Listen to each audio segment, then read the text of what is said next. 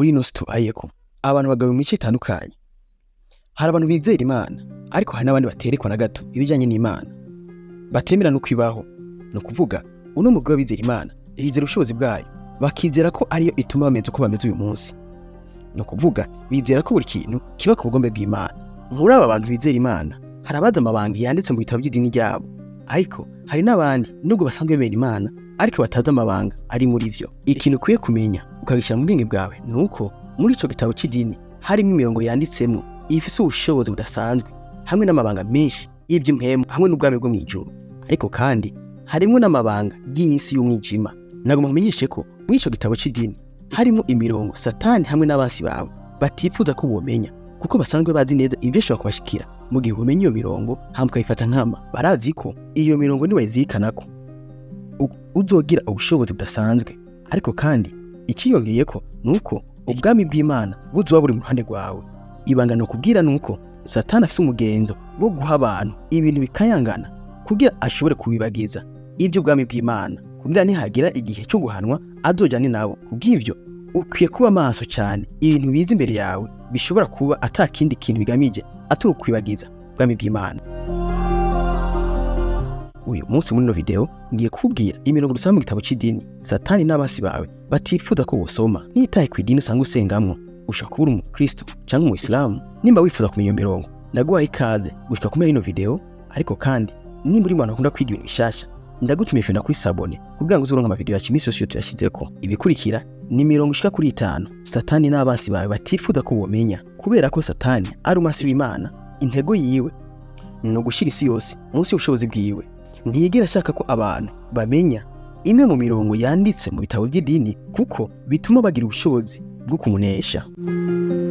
Umurongo wa mbere tuwusanga mu gitabo ca Yakobo igice ca 4 ku murongo w'indwi. Haravuga ati, nuko mugambukira Imana ariko mugwanye wa mugwanizi nawe azobahunga, mwiyegereza Imana nayo izobegera. Aha amajambo kuzirikana ni ariko mugwanye wa mubi nawe azobahunga. Uyu murongo Satani niyifuza ko uzirikanako, kuko arazi ko abantu benshi batubaha Imana ari byo bituma baja kure yayo, ariko kandi byoroheza Satani kubiyegereza.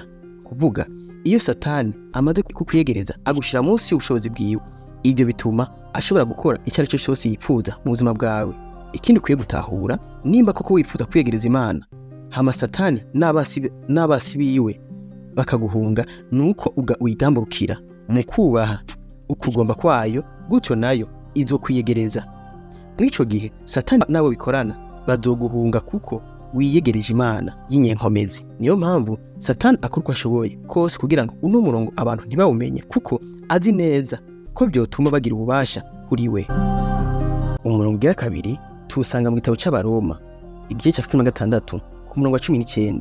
Haravuga ati, igitumye mbabwira ibyo nuko kumvira Imana kwanyu kwamamaye mu bantu bose, nico gitumye mbanezererwa. Ariko ndagomba ko muba abanyabwenge ku byiza, mukaba abatungu ku bibi. Imana nyina amahoro izofyonyorera Satani vuba munsi y'ibirenge byanyu. Ubuntu bw'Umwami wacu Yesu Kristo bane namwe. Iyo usomye neza ugatahura n'amajambo aragaruka kwibutsa akamaro ko kubaha Imana, kuko iyo umuntu yubasha Imana, Imana ifyonyorera Satani munsi y'ibirenge vyiwe. Ibyo bisigura ko Satani atabushoboza aba kimufiseko. Uyu murongo Satani ntiyifuza ko abantu bawumenya, kuko arazi neza ko umuntu niyatahura ko kwiyegereza Imana bimugira umunyenkomezi, bizotuma Satani atakaza ububasha kuri we. Mu gihe abantu benshi bizera ko Satani afise ubushobozi bwinshi kubasumba, ukuri nuko umuntu yiyegereza Imana agira ububasha bunini gusumba Satani. Niyo mpamvu iyo umuntu yikuye kuri Satani akiyegereza Imana, Satani nawe aramuhunga akaja ku bandi batazi iryo banga. Nayo umurongo wa gatatu n'uyu dusanga muri Yohana igice c'10 ku murongo w'10. Haravuga hati, igisuma nikizanwa n'ikindi atari ukwiba n'ukwica no gutikiza.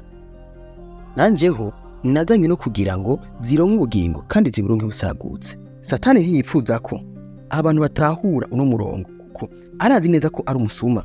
Kino kigabane kiramenyesha neza umuntu ko umusuma atakindi kimudara mu buzima bwiwe atari konona, ariko kikamwibutsa ko Yesu yaje kugira amu ubuzima budashira kandi aburonke bugwiriye. Satani arazi neza umuntu atahuye iyo mirongo ubuzima bwiwe bimuha gutahura Satani uwo ari we n'ico yifuza kuri we. Hari abantu bafite ubutunzi bwinshi, abandi bagenda mu miduga y'agaciro kanini, ariko babironse mu nzira zitari nziza, bahawe na Satani. Ikintu ukwiye kumenya nuko mu bisanzwe Satani ntashobora kuguha ikintu c'agaciro mu gihe atacabona nawe ashobora gukurako. Uko byagenda kose afise ikintu agukurako, ariko kandi arazi neza ko niyagushira munsi y'ubushobozi bwiwe hari ikintu c'agaciro uzohomba, ariko ubuzima budahera. Ariko kandi wanka wavyemera hari igihe uzicuza. Umurongo ugira 4 Satani n'abasi batifuza kumenya tuwusanga mu gitabo cy'ivyahishuriwe Yohana igice ca 12 ku murongo w'9 havuga ati ca gisato c'amahero kirakorogwa, nico ya nzoka ya mbere yitwa mugwanizi, irindi zina ni Satani, nico kizimiza abari kw'isi bose. Gikororerwa kw'isi, abamarayika baco bakoranwa naco. Mw'ijuru numva ijwi rirenga riti, none agakiza karashitse, gashikanye n'ubushobozi n'ubwami bw'Imana yacu n'ububasha bwa Kristo wayo, kuko umurezi wa bene data akororewe hasi yahora abarega ku murango no mw'ijoro imbere y'Imana yacu. Satani afise umugenzo wo kuza mu buzima bw'umuntu akigira umweranda. Rimwe na rimwe Satani ashobora kuza mu buzima bwawe ku buryo wibaza ko ari Imana ikugendeye mu gihe ari Satani akugendeye. Niyo mpamvu dukwiye kwitondera cyane impwemu zituzako, kuko si impwemu zose ziva ku Mana. Ibi bintu Satani ashaka ko tubimenya, kuko nkuko nabikubwiye bwa mbere, Satani intego yiwe nuko yigarura isi yose ku buryo iba munsi y'ubushobozi bwiwe. Ariko kandi biciye mu gitabo ca Bibiliya turabona ko Satani azotabwa mu muriro utazima. Satani ntashaka kumenya ko impera yiwe ari mbi ku rugero rungana nk'ubwo, kandi arazi ko niwamukurikira nawe uzojana nawe. Niyo mpamvu agerageza uko ashoboye kwereka abantu ko ari umweranda, ku buryo nubwo atabushobozi afise bwo guhezagira umuntu, ariko aragerageza kumusamaza mu kumuha amatunga adafashe, kuko arazi neza ko igihe kimwe azabiriha. Umurongo ugira 5 Satani atifuza kumenya tuwusanga mu gitabo ca Petero wa mbere igice ca 5 uhereye ku murongo w'8 havuga ngo, mwirinde ibiboreza, mwami mugavye umurezi wanyu ari we wa mugwanizi agendagenda nk'intambwe yivuga arondera uwarutsa, umugwanyi mufise ukwizera ikimushikamye. Uyu n'uwundi murongo Satani atifuza ko umenya, kuko nkuko nabikubwiye icyifuzo ciwe nuko yigarura imitima y'abantu bari mw'isi yose. Ariko Imana igerageza kwibera abantu bayo ko nibasenga ubudasiba badoshobora kugwanya Satani, kuko Satani ni nkingwe igendagenda hirya no hino irondera uwo imira. Niwamenya iri banga uzoshobora gutsinda Satani n'amayeri yiwe yose yo gutuma abantu bafatirwa cyane ku buryo babura umwanya wo kwiyumvira ku Mana. Umurongo ugira 6 tuwusanga muri Yohana wa mbere igabane ca 4 uhereye ku murongo wa 4 avuga ati, mweho murabava ku Mana bana bato, kandi babandi mwarabanesheje, kuko uri muri mwebwe aruta uri mu binsi. Zirikana ijambo we ari muri mwebwe asumba uri muri iyo si. Uri muri mwebwe ni Imana, uri muri iyo si ni Satani. Iri ni irindi banga Imana igerageza kutwibira biciye muri Bibiliya, no kuvuga buri muntu yakiriye Yesu yabaye umwana w'Imana. Uyu murongo Satani ntiyashaka ko uzirikanako, kuko arazi neza ko niwamenya ko muri wewe hari umuntu amusumbye inkomezi kandi ukavyizera ushobora kumutsinda byoroshe.